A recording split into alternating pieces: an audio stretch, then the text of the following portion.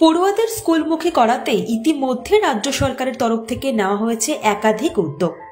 সেই মতো বিদ্যালয় শিক্ষক শিক্ষিকারাও চেষ্টা করছেন যাতে আগামী দিনে ছাত্রছাত্রীরা স্মার্টফোন থেকে বেরিয়ে পড়াশোনায় আগ্রহ বাড়ায় এবং তারা স্কুলমুখী হয়। তাই এবার স্কুল পড়ুয়াদের মনোরঞ্জনের জন্য আরও এক ধাপ উদ্যোগ নিল নদিয়ার রানাঘাটের ব্রজবালা প্রাথমিক বিদ্যালয়। চতুর্থ শ্রেণীর ছাত্রীদের নিয়ে প্রাকৃতিক সৌন্দর্য ভরা পার্কে বনভোজনের আয়োজন করা হয় বিদ্যালয়ের তরফ থেকে। দোলনা, হাতির পিঠে ওঠা এবং বিভিন্ন মনোরঞ্জনে মেতে ওঠে ছাত্রীরা। বিদ্যালয়ের শিক্ষক শিক্ষিকারাও খুদে পড়ুয়াদের সঙ্গে সময় কাটান। বর্তমানে পড়াশোনার প্রতি ঝোঁক অনেকটাই কমেছে ছাত্রছাত্রীদের। বেশিরভাগ ছাত্রছাত্রীরা সময় কাটিয়ে ফেলছে স্মার্টফোনে। অভিভাবকদের হাতের বাইরে চলে যাচ্ছে শাসন ব্যবস্থা। নবপ্রজন্মকে শিক্ষিত গড়ে তোলার লক্ষ্যে অনেকটাই দায়বদ্ধ শিক্ষক শিক্ষিকারা।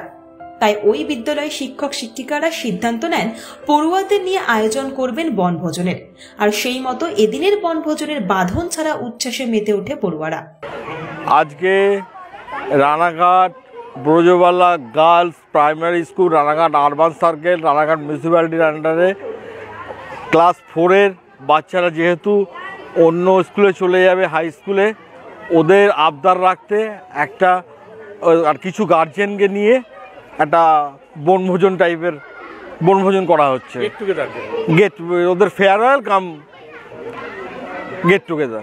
রানাঘাট 10 নম্বর ওয়ার্ডের মানে ঐতিহ্যবাহী অবকাশ পার্কেই। মাধব দেবনাথের রিপোর্ট, আজ বাংলা।